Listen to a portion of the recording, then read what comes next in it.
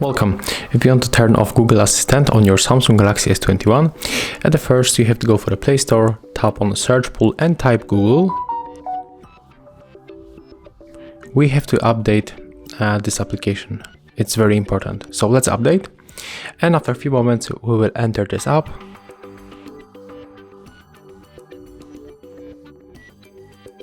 Right now we can open. Next, move to the More and tap on the Settings.